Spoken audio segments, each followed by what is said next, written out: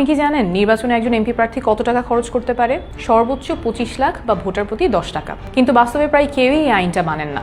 শোনা যায় একজন প্রার্থী নির্বাচনে 10 কোটি, 20 কোটি, 50 কোটি টাকা খরচ করেন, কিন্তু নির্বাচন কমিশনে গিয়ে বলেন খরচ হয়েছে মাত্র 25 লাখ টাকা।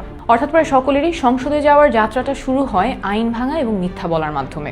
এই অসততা ও মিথ্যার রাজনীতি আমি করব না। এনসিপি থেকে আমি ঢাকা 9 আসনে মনোনয়নপ্রাপ্ত হয়েছি এবং আমি প্রতিজ্ঞা করছি আইনে অনুমোদিত টাকার বাইরে একটা টাকাও আমি খরচ করব না। অনেকেই বলেন যে এত অল্প বাজেটে নির্বাচন করা সম্ভব না, আমি বেশি আইডিয়ালিস্টিক, এভাবে নির্বাচন হয় না। কিন্তু নতুন বাংলাদেশ করতে আমাদের এইটাই করতে হবে, এটা করা ছাড়া কোনো বিকল্প নাই।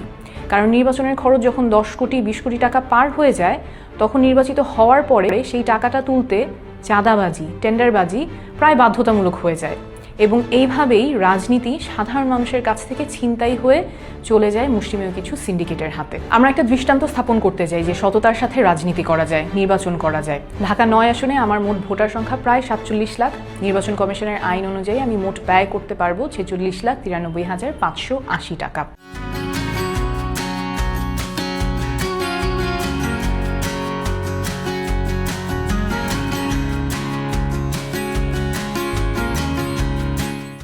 এবং এই টাকাটা আমি আপনাদের কাছ থেকে চাই। নিচে আমার ব্যাংক অ্যাকাউন্ট এবং বিকাশ নাম্বার দিচ্ছি, এগুলো একদম নতুন অ্যাকাউন্ট।